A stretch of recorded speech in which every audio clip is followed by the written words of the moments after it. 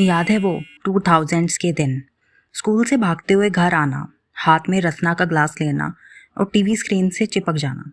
संजू की magic pencil से लेकर हातिम की तलवार तक और करिश्मा के रोबोट दोस्त से लेकर चंद्रमुखी चौटाला के थप्पड़ तक, हमारा बचपन बिल्कुल सॉर्टेड था।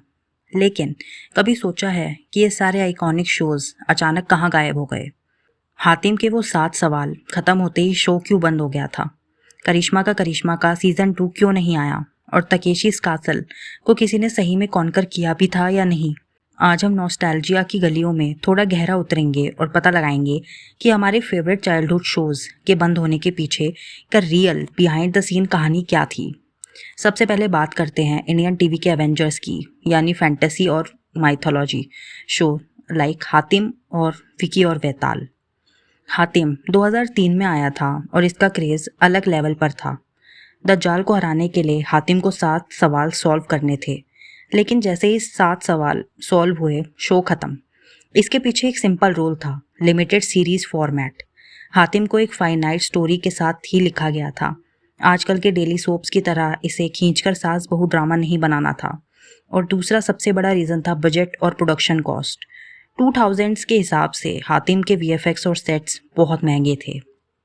साथ ही विक्की और वेताल, डिज्नी ने इस शो को एक लंबी डेली सोप की तरह प्लान नहीं किया था।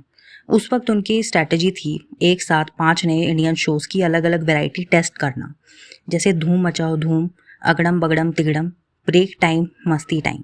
इसीलिए विक्की एंड वेताल का पहला सीजन सिर्फ 6 मंथ्स, अक्टूबर 2006 से मार्च 2007 तक चला और उन्होंने 26 से 28 एपिसोड्स के बाद इसे सेफली रैप अप कर दिया। शो की जान देव कंतावाला यानी विकी और विशाल मल्होत्रा वेताल, साथ में उनकी बोलने वाली मैजिकल बुक पद्दू, क्योंकि शो बच्चों का था। बच्चे बहुत जल्दी बड़े हो जाते हैं और उनका लुक बदल जाता है। यही वजह थी कि सालों बाद जब 2015 में डिज्नी इसका सीजन 2 लेकर आया तो पूरी कास्ट बदलनी पड़ी। विकी का रोल सादिल कपूर ने किया, पर लोगों को देव और विशाल वाली ओरिजिनल केमिस्ट्री इतनी याद थी कि सीजन 2 चल नहीं पाया।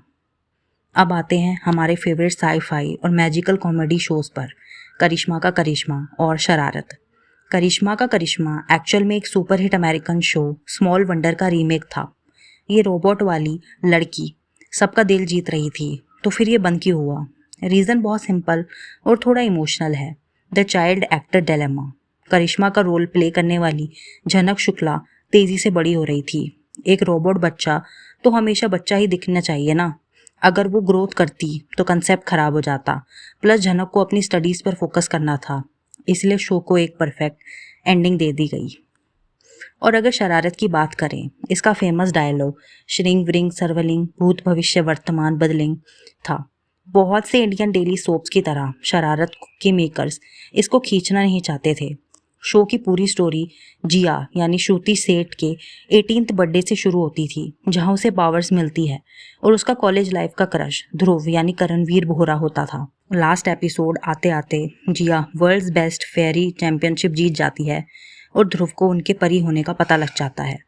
क्योंकि स्टोरी लाइन एक परफेक्ट क्लाइमैक्स पर पहुंच गई थी जहां ध्रुव और जिया की शादी हो जाती है, मेकर्स ने शो को एक अच्छे और हैप्पी नोट पर रैप अप करना बेहतर समझा। क्योंकि स्टोरी लाइन एक परफेक्ट क्लाइमैक्स पर पहुंच गई थी जहां ध्रुव और जिया एक हो जाते हैं।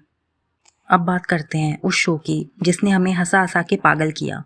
सब टीवी का cult classic FIR, Chandramukhi Chautala, Gulgule, Gopi और बिल्लू। इस शो ने ऑलमोस्ट 9 साल तक टीवी पर रूल किया और 1300 एपिसोड से ज़्यादा एपिसोड किए।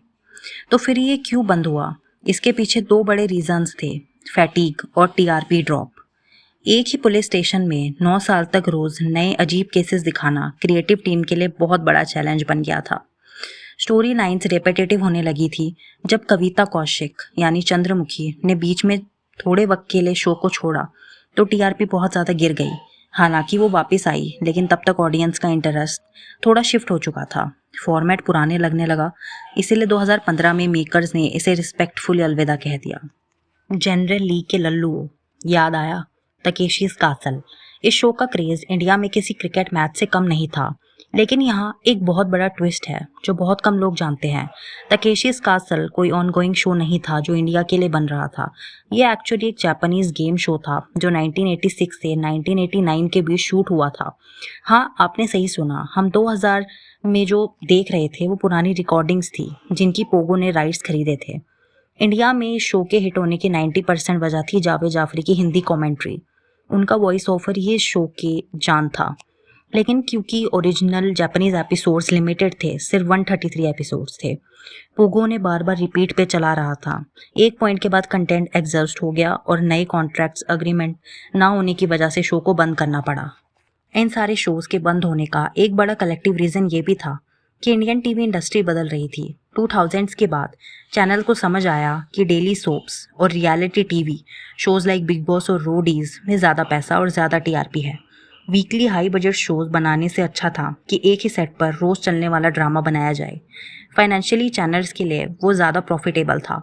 इस टीआरपी और डेली सोप्स की रेस में हमारे इनोसेंट, क्रिएटिव और यूनिक स्टोरी वाले चाइल्डहुड शोज ख़त्म हो गए। जो भी कहो, मॉडर्न टीवी शोज कितने भी ग्रैंड क्यों ना हो, जो सुकून हातिम की मिस्टीरियस वर्ल्ड में और शरारत के मैजिकल मैस में था, वो कहानियाँ अब दोबारा बनना मुश्किल है। आपका इनमें से सबसे फेवरेट शो कौन सा था और किस शो का आप एक प्रॉपर री टेलीकास्ट देखना चाहते हो, मुझे नीचे कमेंट्स में ज़रूर बताना। Keep watching, bye bye.